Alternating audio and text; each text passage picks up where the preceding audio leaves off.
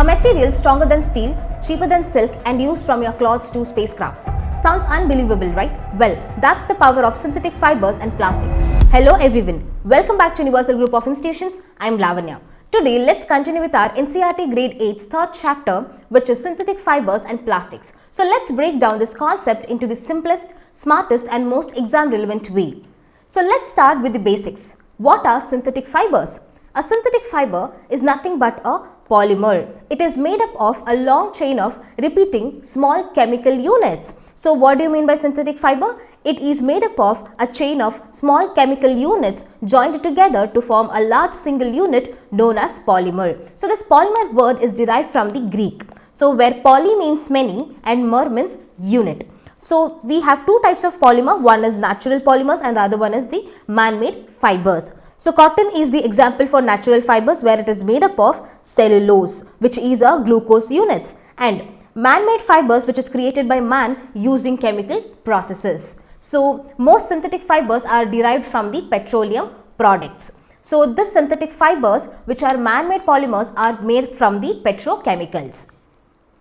So let's talk about the types of synthetic fibers. So first we will talk about the rayon.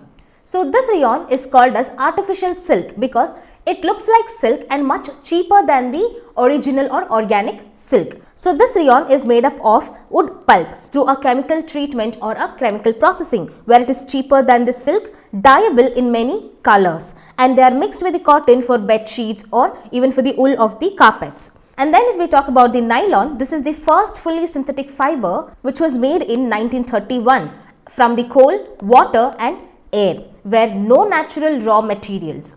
So this nylon is a game changer because it is stronger than steel. So it is used in everyday uses like socks, toothbrushes, curtains, seat belts, sleeping bags, everything, and even in the heavy duty uses like parachutes, climbing ropes, tents. So nylon is the ideal fiber for all these uses, which is stronger than a steel wire of the same thickness.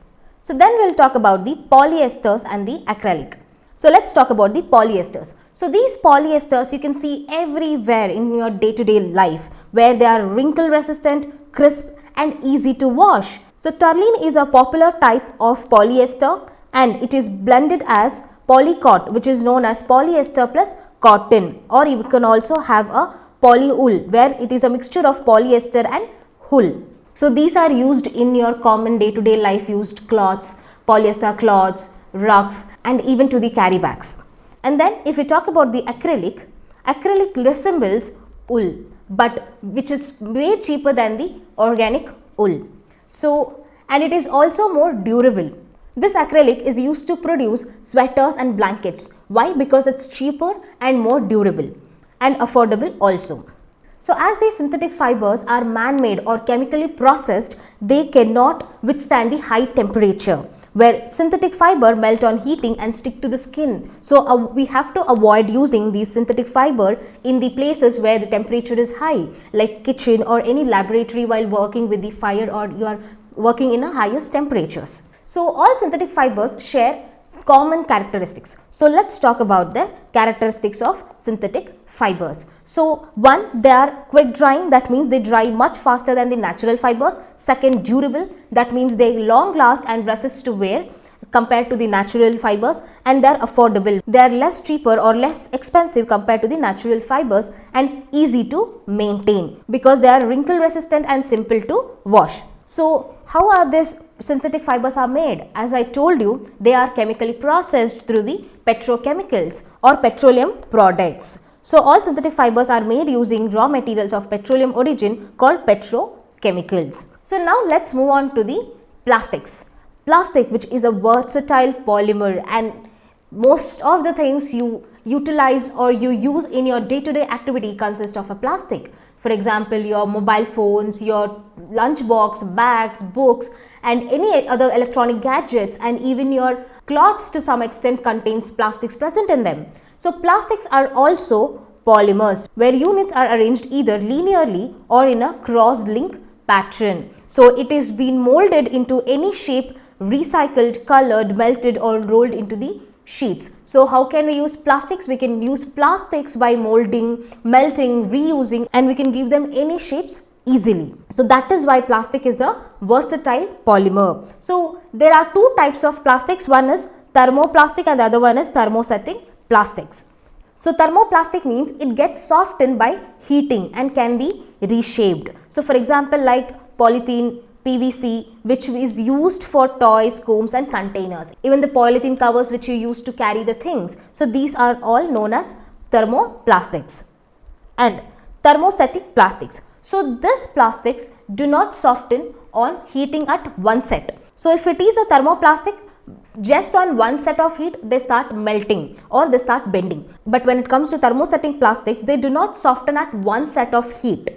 Okay, so the examples of thermosetting plastics are bakelite and melamine, where they are used in switches, kitchenwares and floor tires, where the thermoplastics means change with heat, but thermosetting means fixed after heating. So they cannot be re-softened by the help of heat. So once they are fixed to the heat, they will not change their position upon heat. So why do you think plastics are popular? Because they are versatile and it is a material of choice.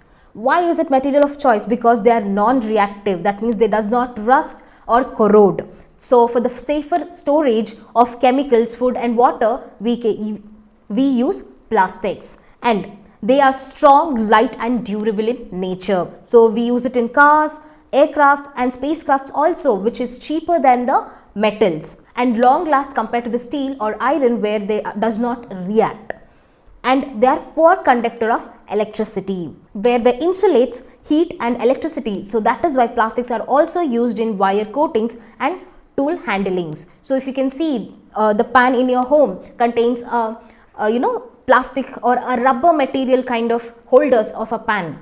So why? Because they insulates heat and electricity, or they are poor conductor of heat and electricity. And there is one more special plastics which is known as Teflon.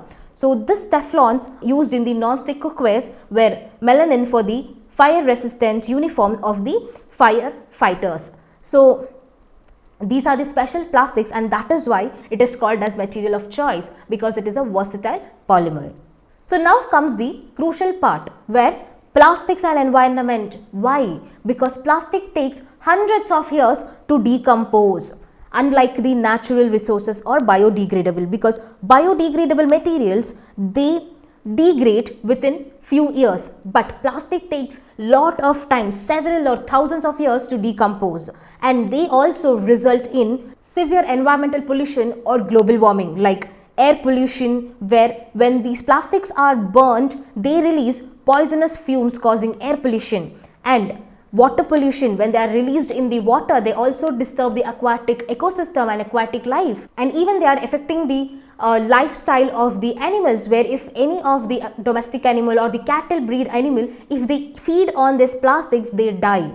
So the polyester bags or the poly bags which we use in our day-to-day life to carry the things from the markets, vegetables, so they also contribute in causing the environmental pollution, where like drainage and waterways will be blocked or clogged, and the sewage system will be disturbed, or it will be difficult for the municipality people or the sewage treatment to monitor it. So how plastics are helpful in our day-to-day life, being a versatile polymer, but at the same time they are also harming environment, because they are non-biodegradable elements or fibers, where they do not decompose easily, and they take several of years, and they also cause environmental pollution. So that is why waste separation is very important, where we have to separate the biodegradable and non-biodegradable waste separately, collected and disposed separately. So to solve this plastic pollution, we must follow 5R principle. So what is this 5R principle, which is known as reduce, reuse, recycle, recover and refuse? These are the 5R principle we must follow to reduce the plastic problem and to avoid or to reduce the environmental pollution. So reduce means we have to minimize the usage of plastics. Reuse, we have to reuse the plastics which we have already manufactured. We can use it multiple times. And recycle, and we have to convert the waste plastic into a new product where we can reuse it again. And then recover. So we have to recover the plastics or exact value from the waste. And then refuse. we have to refuse, we have to say no to the unnecessary plastics or the new production of plastic. Rather than we have to go for the reuse and the recycle processes. So we can use cotton or jute bags or even the paper bags for shopping. And also we have to avoid throwing the plastics into the public spaces, aquatic places, and we should be responsible citizens by saying no to plastic bags, yes to cotton and jute bags, and the choice matters a lot. So before we end, let's revise. First, we spoke about the synthetic fibers. They are known as polymers because they are made up of a long chain of repeated small chemical units. And there are types of polymers. One is rayon, nylon, polyesters and acrylic. So these are cheaper, durable compared to the natural polymers. Then we spoke about the plastics. Plastics are the versatile or chosen polymer which they can modify into any shape, and they can be molded and they can be reused. So there are two types of plastics. One is thermoplastics and another one is the thermosetting plastics. So thermoplastics are polythene, PVC, and thermosetting plastics are bakelite and melamine. So what are the major causes of excessive using of plastics? Where they cause environmental pollution, or they also hinder the waste management. That is, since they are non-biodegradable, they take thousands of years to degrade. And how are we going to overcome this plastic pollution? Through the simple solution, which is 5R principle. So what is this 5R principle? Which is reduce, reuse, recycle, recover and refuse. So next time you wear a shirt, use a plastic bag, shoes or a water bottle, remember you are interacting with chemistry, environment and policies all at once. If you find this video informative, don't forget to like, comment, share and subscribe. See you in the next video. Thank you.